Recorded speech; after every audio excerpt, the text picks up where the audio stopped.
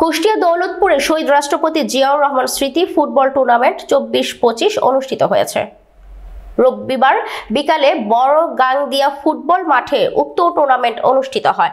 বিশিষ্ট ব্যবসায়ী, সমাজসেবক ও রাজনীতিবিদ উপজেলা বিএনপির যুগ্ম আহ্বায়ক নুরুজ্জামান হাবলু মোল্লার পৃষ্ঠপোষকতা ও সভাপতিত্বে উক্ত টুর্নামেন্ট প্রধান অতিথি হিসেবে উপস্থিত ছিলেন কুষ্টিয়া দৌলতপুর উপজেলা বিএনপির সাবেক সভাপতি ও আহ্বায়ক কমিটির সদস্য আলতাফ হোসেন। বিশেষ অতিথি হিসেবে উপস্থিত ছিলেন উপজেলা বিএনপির সদস্য সচিব শহীদ সরকার মঙ্গল, বিশিষ্ট ব্যবসায়ী তারেক আল মামুন, দৌলতপুর উপজেলা বিএনপির যুগ্ম আহ্বায়ক আকবর আলী, ফরহাদ হোসেন। উক্ত টুর্নামেন্ট হরিণগাছি রনি ফুটবল একাদশ ও চকমাদিয়া ফুটবল একাদশ অংশগ্রহণ করেন। হরিণগাছি ফুটবল একাদশ 1 গোলে জয়লাভ করে। কারোর কথাই একক নেতৃত্বের উপরে হবে না, সঙ্গে সঙ্গে জনগণ আন্দোলন করে তুলবে। এটার পরে আপনারা হুঁশিয়ার হয়ে যান। যার কোনো যোগ্যতা নাই তাদেরকে দিয়ে ইউনিয়ন কমিটি গঠন করা হচ্ছে। এই কমিটিকে জনগণ মানে না এবং মানবে না।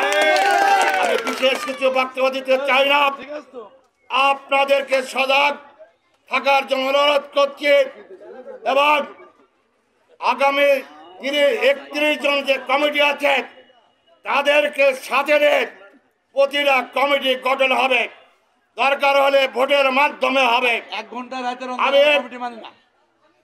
হঠাৎ দেখছি আমি একজন থানা কমিটির সদস্য হয়ে একা 1 ঘন্টার মধ্যে 14টা ইউনিয়নের কিভাবে পকেট কমিটি গঠন করা হয় এটা আমি বোধগম্য নয়। এই কমিটি মানি না, মানতে জনগণ চায় না। আমি বিশেষ কিছু বক্তব্য দিতে চাই না। সবাইকে ধন্যবাদ দিয়ে, আমার বাপ এমপি ছিল, আমি হব এমপি, আমার ছেলে হবে এমপি, বাইরের লোক হচ্ছে আব্দুল্লাহ। এটা দৌলতপুর থানা আমি হাবলু মোল্লা হতে দেবো না। দৌলতপুর থানা যার যোগ্যতা আছে, যে যোগ্যতা সম্পন্ন সারা দৌলতপুর থানার সাধারণ ভোটার, ত্যাগী নেতা কর্মী, যাকে ইচ্ছা করবে, যাকে মনে করবে, কোনো ব্যক্তিগত গোষ্ঠীকে নেতা মানা যাবে না। যার যোগ্যতা থাকবে তাকে দলের নেতা কর্মী না নেতা বানাবে, এটা আমার বিশ্বাস। এবং আগামী দিনে এই দৌলতপুর মাটিতে বিএনপি এখনো ক্ষমতায় আসেনি। ক্ষমতা আসার আগেই একজন, কেউ আমার আত্মীয়, কেউ আমার জামাই, কেউ আমার ছেলে, কেউ আমার কাছের লোক, তারা যেভাবে এই চাঁদাবাজি, এই কমিটি নিয়ে যেসব খেলা হচ্ছে এবং প্রত্যেকটা মাদকের সাথে আমি শুনতে পাচ্ছি আমাদের শীর্ষ পর্যায়ের কিছু নেতৃবৃন্দ এবং তার আত্মীয় স্বজন জড়িত। আমি বলতে চাই, এই দৌলতপুর মাটিতে আমি হাইকমান্ডকে বলতে চাই, আমাদের নেতা তারেক রহমানকে বলতে চাই আপনাদের মাধ্যমে, যারা দৌলতপুরে এই অন্যায়ের সাথে জড়িত থাকবে, সন্ত্রাস, চাঁদাবাজি, দুর্নীতিবাজ এবং মাদক ব্যবসার সাথে এমনকি জোর করে জবরদখল, হাটঘাট, আত্মীয় স্বজনের নাম দিয়ে সেগুলা চাঁদা আদায় করবে। সঠিক তদন্তের মাধ্যমে তাদেরকে দৌলতপুর থানায় যেন কোন রকম নমিনেশন না পায়, সাধারণ মানুষ দলমত নির্বিশেষে যেন ঘুমাতে পারে। আমরা সবাইকে নিয়ে এই দৌলতপুরের মডেল দৌলতপুর করতে চাই এবং অন্যায় করবে যত বড় শক্তিশালী নেতা হোক তার বিরুদ্ধে আমার প্রতিবাদী কণ্ঠস্বর থাকবে।